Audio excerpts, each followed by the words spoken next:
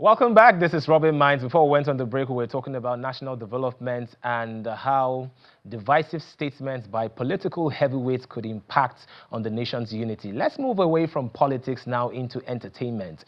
In today's entertainment space, controversy seems to be a part of the PR plan. Just before a new project drops, we often see entertainers caught in a scandal, digging up old beefs, or pushing narratives that blur the line between the truth and the fiction. Breakups, online rants, and selective vulnerability. And while all of these things are going on, the goal is very clear, just to stay in the spotlight. So we'll be having conversation on how the growing trend of using controversy to stay relevant and the role of the media in amplifying it and how much audiences might be enabling this particular cycle. And to discuss this with me, I have a talent manager in the studio, Perelade Dimanche. Welcome to the program. Thank you. I almost called it Dimanche. I thought it was, Igbo Dimanche. And of course, PR consultant Marvel Umo. Welcome to the program. You look very dapper. Thank you. You too. All right, so we've seen artists just before they drop a project just pull a particular stunt on social media. I'm going to start with you as a talent manager. So is it that from the team, it's been advised that you need to get the attention? You know what, just hold on to that thought. Marvel, from a PR perspective, how important are controversies in enabling projects fly conveniently? So first of all, it's intent, right? So when you think of controversy, you're thinking of intent, because what can be controversy to you might not be to the person who's involved in it. And so at the end of the day, it's still controversy. So it is, as we look at it, important for what I call the shock value, right, for marketing, right? So people put up all of those different stunts so that they can grab your attention. And when they grab your attention, they can tell you what they want to tell you. They can sell their projects. They can sell whatever they have to sell. Right? So thinking about it, right, you would see that it is quite important if it's done properly. If it's done properly. Emphasis on if it's done properly, because some of these controversies I do not think, from a personal point of view, are good for the end consumers. And by saying good, you see controversies as extreme as involving personal stories, involving personal attacks. I mean, does the means justify the end? So that's another point. The truth is, people sometimes really forget that for PR, it is a long-term game, right?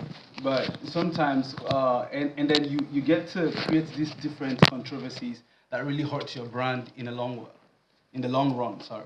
And so you have to be careful to, if you are going to create any type of controversy as it were, let it be something that will impact on your future. I mean, there's an example of a certain artist in Nigeria who, she came into the game. It really looked like nobody was listening to her, and then she flips it on us, and we started paying attention. Now, at the long run, what she now did was embody that personality that she started creating, which was really, there was a time she released a video, trying to break into the space. She released a video, and NBC at the time did not like that video. They did not like it because, of course, it had some nudity and stuff like that.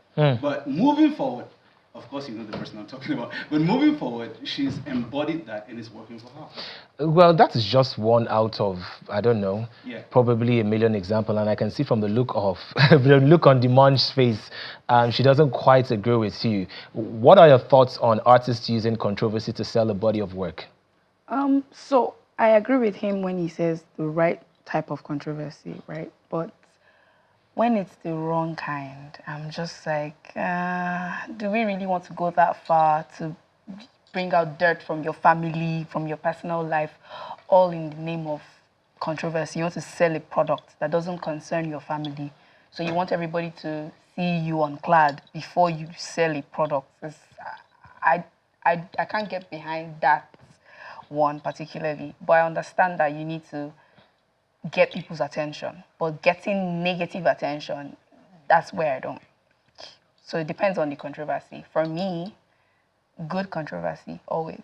Good controversy always. You're a talent manager. There are cases whereby an artist would have to dig up stories, from their past, to dig up stories from their family, from their label.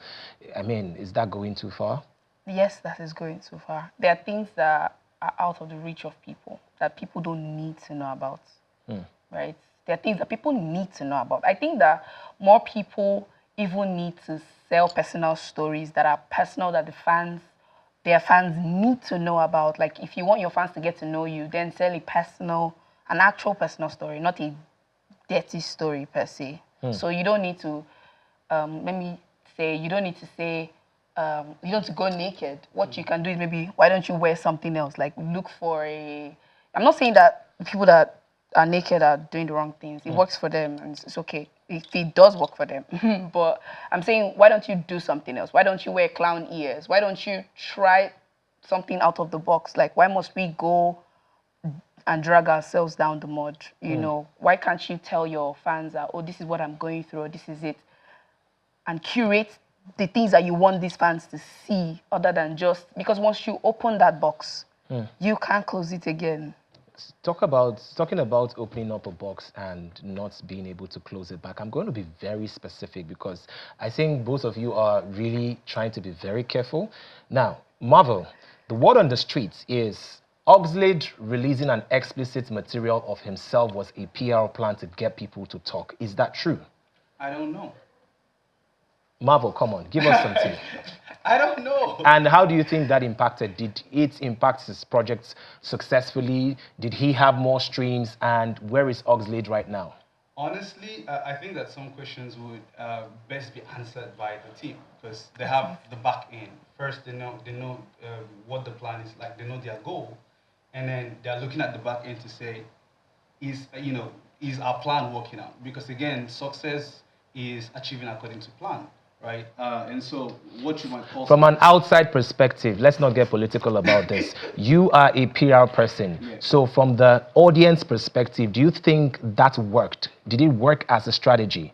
Did he have more visibility in a good way? And how come it hasn't trickled down to this very moment? Because I can't remember the last body of work that Oxlade dropped. I think she has answers for that. Why are you putting this on me? Because I know you have. The Munch? I don't think it worked, honestly, because he was the sweetheart, everybody's sweetheart, and now this sweetheart. I hope it was a mistake. I do hope it was a mistake. But if it wasn't, and it was a PR stunt, then he failed woefully. Like, he even backfired. Like, he took him like 10 steps backwards because, like you said, we've not seen him in the way that, and the people that would see him, like I said, he was like the sweetheart, industry sweetheart, and then industry sweetheart is now doing this to, a woman, or doing that, whatever he was doing, and releasing it to the public. You're just like, you're no longer that sweet boy we knew. So yeah. Okay, let's talk about the very obvious conversation when it comes to PR. When you talk about the big three, or some would now say the big four, the beef between Wizkid, Davido, Burna Boy, Rema has not really gotten into the mix when it comes to beefing. But of course, in terms of the body of work he releases and how globally recognized he is, I genuinely do think that he's part of the big four. Do you think it's deliberate by the team to consistently incite fans because competition sort of helps Afrobeats grow? Is that a thing, Marvel? I think that I think that yes, and I think some of them, they've already spoken to that it's really the fans, going against themselves, and sometimes I also think that is engineered by the team. Right. So there was a recent tweet where a particular X user asked Grok. Grok is the AI for X. Who visits Davido's profile the most? And Wizkid was the #1 handle that visits Davido's profile. Why do you think that is? And is that accurate? I'm not the AI to say if it's accurate, because I saw it. I'm like, okay, this is a little bit funny, right? But again, it's like business, right? Everybody, you are checking on your competition to see what your competition is doing great. So you think Wizkid is consistently checking on Davido? That's not what I'm saying. Okay. I'm saying that if that is the case, right? Business people, you check on other people to see what they're doing, right? So whether it is to learn from or whatever, or there's something you're picking from every time you're checking your competition. So it's not really. I am not saying that is what happened or that the AI is correct. I'm just saying that if that happens, I don't really say anything about it. Now I know why you're a PR consultant, because you're saying things and you are not saying those things at the same time. Dimanche, you're a talent manager. Can you be more direct with the answer? Do you think Wizkid checks Davido's profile quite often? If he does, is that okay? It's okay, because if we're competing, like he said, I would check your profile. I want to know what you're up to. I want to know if they're truly fighting, if the fight is real. I want You to know. don't think the fight is real? Some days I don't think so. Like we said, they may be engineering all of these things because they believe that that's what the fans want to see. But if the fight is real, if I was fighting with someone, I'll go and look at your page every day just to see what you're up to and to see what next or where next I can poke you. I'll do it. I'll definitely do it. If I were Wizkid, I would look at Davidos. Yeah, I'll do it. I'll definitely do it. And I don't think it's wrong. What if? Yeah, so. Because I want to respond to you when you come at me. And I want to see if you've tweeted at me without tagging me and respond with the way they go at each other. How do you think they should see each other's tweets? If they were not checking it, come on, guys. Yeah. Okay. So I'm gradually running out of time, so I'll try to be very, very quick with this. Marvel, you're going to answer a question next after her. So the question for you, so start thinking of your answer. Are there any controversies you think were extreme? And please mention names while you're answering those questions. And then Dimanche, for you, do you think that these celebrities genuinely think that these controversies help sell their products? And how does that really affect the quality of work? So if the quality of work does not match up with the level of controversy, was it worth it? Because some people will have a lot of drama, and at the end of the day, when they release the body of work, for lack of a better word, it's not up to standard. So do you think it's effective, and do you think we need to sort of encourage the celebrities not to necessarily engage in controversies to sell a product? Honestly, if you want me to call names, the big three or the big four or whatever, they have matched up with their in fact, they've done more than their drama. There's a lot of drama, but it's been matched up. Like, they've matched up to that level. But for other people, I'm not sure. Especially like if you're smaller than them, I don't know how the controversy is going to help you. With these people, they came onto the stage without these controversies. So we already love them. And we're already like, oh, the music more before the person. That's how a lot of people see it now. It's like, we will support you to the grave. Okay. So no matter what they do, they'll have people to support them. But honestly, they do release some decent... Okay, so we're just focusing on artists because we keep talking about the big three, talking about the big four. We even have other people like political analysts, we have TV hosts. In recent times, Omojua versus Franko. What do you make of that? Dimanche? Yes. Yes, the question is for you.